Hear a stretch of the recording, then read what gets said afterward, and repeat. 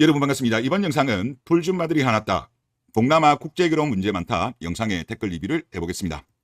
내년부터 제도가 좀 바뀌는가 봐요.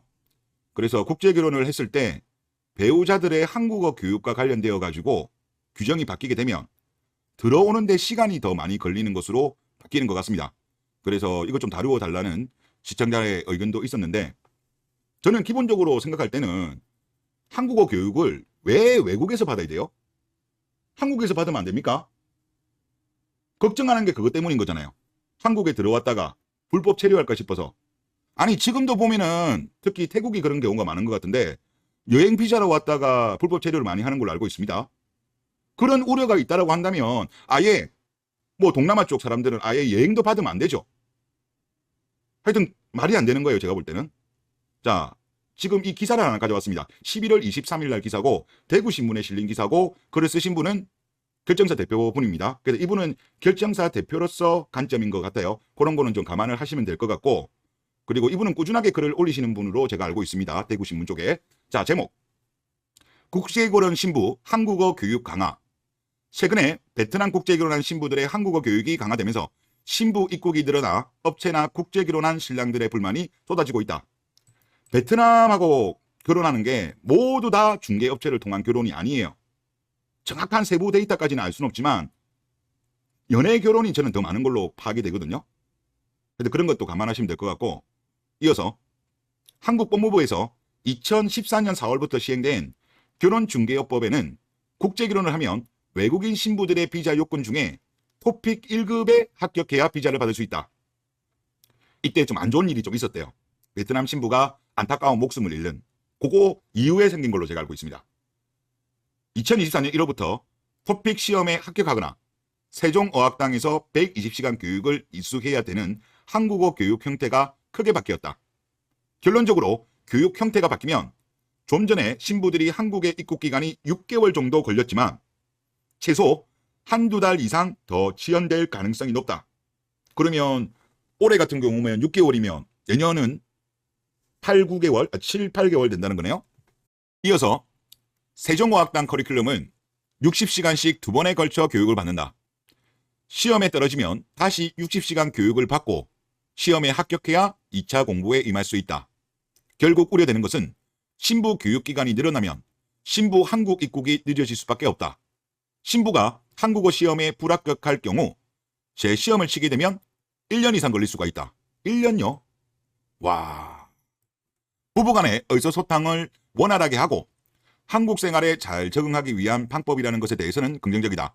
하지만 현실적으로 한국어 수업이 길어지고 신부 입국이 장기화되면서 여러 가지 문제점이 노출된다. 빈대 잡으려다가 초과 상관을 태운다는 말이다. 우선 신부 입국이 장기화되면 현지에서 신부 관리 및 신부 이탈이 우려된다. 젊은 청춘 남녀가 장기간 서로 떨어져 있는데 어떤 문제가 생길지 예측을 못한다. 이거는 뭐 한국도 똑같죠. 눈에서 멀어지면 마음도 멀어진다, 이런 이야기도 있잖아요. 그런 거죠. 그리고 매월 신부들에게 드는 한국어 교육비나 기숙사비, 생활비 부담 등이 신랑들에게 가중된다. 국제결혼의 특성상 모든 경제적인 부분은 한국 신랑에게 있기 때문이다. 중개업체 통한 케이스 말하는 거죠.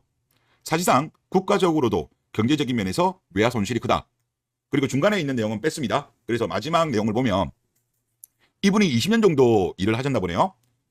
국제결혼한 신부들의 빠른 입국을 위해서 언어 교육을 한국에서 하는 것이 더 실효성이 있다. 제가 전에 주장했던 내용 똑같이 하네요.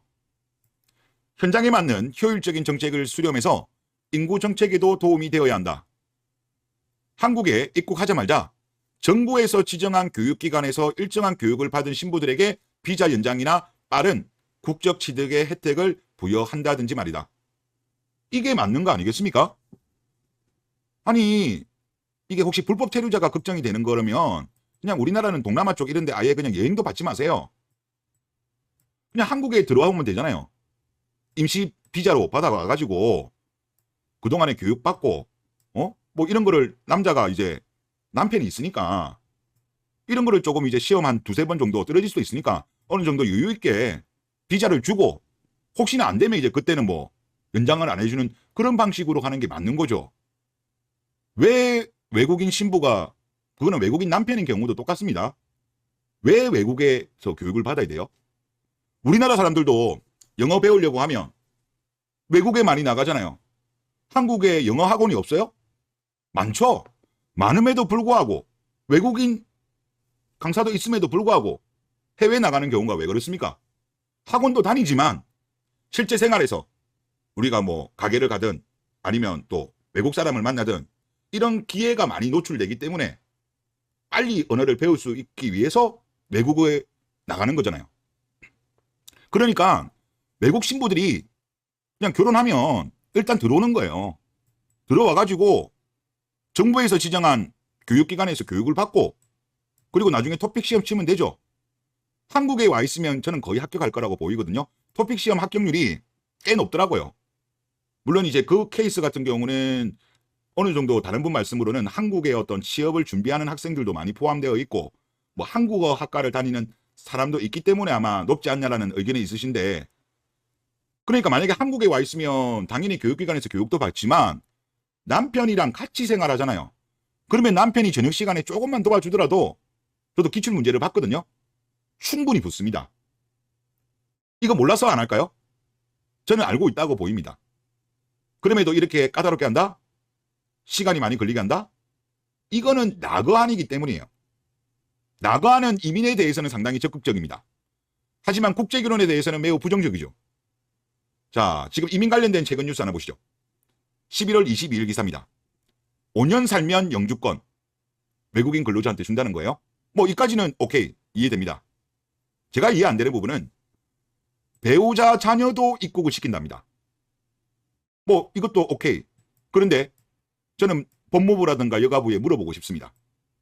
이 경우에 토픽 시험 볼 겁니까? 정확한 규정은 제가 아직 확인을 못했는데 지역 특화 비자 F2R이네요. 그러니까 한국 사람과 결혼한 경우에는 이런 교육을 받고 들어와야 되고, 만약에 외국인 노동자가 5년 산 이후에 영주권을 받은 이후에 만약에 배우자라든가 자녀를 시험 안 보고 들어온다? 이거는 오히려 자국민을 역차별하는 거겠죠. 이건 세부적인 내용을 제가 확인하면 말씀을 드릴게요. 제가 볼 때는 안 할 것 같아요. 이것까지 하게 되면 당연히 외국인 근로자들이 잘 안 들어올라 하겠죠. 그러니까 이민에 대한 규제는 대폭 풀면서 국제결혼을 까다롭게 하는 이유는 나라 자체가 거대한 한여인 대한민국은 한남들한테 너네 국제결혼 하지 마. 우리 86들레들의 딸을 설거지 결혼을 해야지. 감히 국제결혼을 한다고, 이런 메시지가 아닌가 싶어요. 그리고 대한민국의 정부는 주적은 한남인 것처럼 하는 거죠. 이러면 안 되죠. 한국으로 들어올 수 있는 쪽으로 많은 분들이 의견을 내주셔야 돼요. 이것도 여론이잖아요. 많은 사람들이 이야기하면 검토하게 됩니다. 더군다나 내년에 총선이 있잖아요. 이런 때일수록 목소리를 많이 내야 돼요.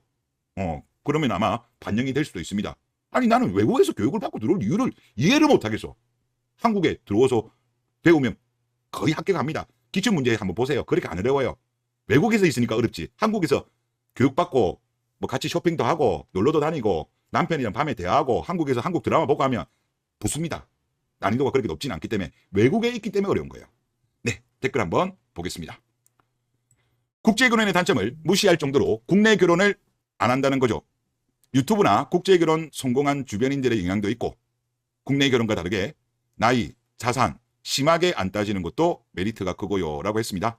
예, 어르신 말씀이죠. 국제결혼 단점 당연히 있죠. 단점이 있지만 단점보다는 장점이 많기 때문에 국내 결혼과 비교해 봤을 때 사람들이 몰랐을 때야 뭐 국내 결혼만 생각했지만 이제 남자들이 깨어났잖아요. 그리고 먼저 국제 결혼한 사람들이 성공적인 결혼 생활을 많이 보여줬기 때문에 인식이 변하면서 지금 낙어안을 비롯해서 한국의 여자들도 국제 결혼에 대해서 발작하는 것이 아닌가, 그런 생각이 듭니다. 한국 남자들이 잘하고 있는 거예요. 그러니까 한국 여자들이 발작을 하는 거죠. 다음 댓글 보겠습니다. 베트남 국제결혼, 국내 결혼 둘 다 요즘은 사랑이 없이 한다고 치더라도 가정을 하신 거죠. 결혼에 임할 때 다짐이나 의리가 완전 다른 것 같습니다. 먼 외국까지 가족을 놔두고 시집온 베트남의 어린 여성들의 표정을 보면 정말 다부진 표정이더군요. 고국의 가족들이 보란 듯이 잘 살아볼 거야 하는 모습이 표정과 행동에서 다 보입니다. 딱 옛날 한국에서처럼 결혼 후에 소박 맞고 결혼 가면 X 된다. 이 느낌.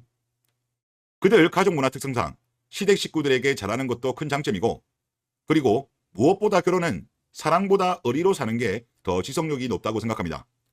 우리나라 옛날 어머님 세대 마인드에 가까운 나라에서 온 거라 의리가 기본 탑재되어 있는 양상입니다. 옛날 부모님들이 얼굴도 안 보고 중매로 결혼하셨는데도 평생 한 분이 돌아가실 때까지 의리로 같이 사셨듯이요. 옛날 어머님들이 부도를 두세 번을 겪어도 깨지지 않고 지키는 의리였죠. 라고 하셨습니다. 한국 여자에게는 의리가 사라졌죠. 오히려 이혼했을 때 여자들한테 유리하다 보니까 도축하면 한몫 챙길 수 있다. 이런 생각도 많이 가지고 있는 것 같습니다. 다음 댓글 보겠습니다. 진짜 어이없는 말. 결혼해 줬잖아. 애 낳아 줬잖아. 진짜 총체적 문제다. 이기주의의 극심이다. 라고 하셨습니다. 저도 이야기를 정말 듣기 싫더라고요. 매매혼을 했다는 걸 실토한 거예요. 그래서 다른 나라 여자들은 이런 말 안 해요. 관찰하다 보면. 한국 여자들이 이걸 입에 달고 살잖아요. 매매혼 했다는 거예요. 본인들이 실토하는 거예요. 그리고 욕이라는 게 심리학에서 나온답니다. 본인의 컴플렉스를 투영해가지고 한여자욕이라는 말이 있더라고요. 한국 여자는 자신을 빗대어 욕한다. 동남아 매매혼. 본인들이 사랑 없이 조건 결혼을 하기 때문에 동남아 결혼에 대해서 매매혼이라고 이렇게 욕을 하는 거죠. 이 도태남들아. 남자들한테 도태남들 이러잖아요. 본인들이 결혼 못해서 도태되고 있기 때문에. 그리고 생물학적으로도 도태가 되고 있죠. 요즘 자연 임신 안 되는 여자들이 많잖아요. 설령 결혼하고 나서도 워낙 늦게 결혼하니까. 그리고 궁캉스, 하캉스라고 또 이야기를 하죠. 왜? 대한민국 젊은 여자들은 호캉스라는 사치를 부리잖아요. 나는 진짜 호캉스는 정말 이해가 안 되더라고요. 그 비싼 돈 주고 왜 호텔에 가가지고 그냥 집에서 지내면 안 되나? 이게 허세고 사치죠. 옛날에는 이 호캉스라는 것, 저는 물론 나이 차이가 저랑은 요즘 젊은 세대랑 좀 나긴 납니다만 저는 이런 단어를 아예 몰랐어요. 옛날에는 이런 문화가 없었던 걸로 제가 알거든요. 옛날 여자들은. 갑자기 이상한 뭐 호캉스 같은 게 생겼어요. 본인들도 이게 컴플렉스인 거죠. 사치에 대한 컴플렉스. 그러니까 군대에 대해서 군캉스, 화장실에서 쉬고 있는 남자에 대해서 하캉스, 이런 말이 나오는 거 아니겠습니까? 그러니까 하여튼 그런 거고, 다시 한번 강조하면 국제결혼한 신부, 이거는 신랑도 포함이죠. 한국어 교육 강화는 국내에서 하는 게 좋습니다. 국내에서. 그래야 빨리 적응을 해요. 하여튼 이런 말도 안 되는 제도는 개선이 필요하고 계속 목소리를 내야 됩니다. 특히 국제결혼 하시는 분들이 민원 같은 거를 계속 넣어야 돼요. 더군다나 요즘 같은 경우는 총선 시즌이기 때문에 이럴 때 많이 넣으면 아마 도움이 되지 않겠나, 그런 생각이 듭니다. 네, 이번 영상 여기서 마치겠습니다.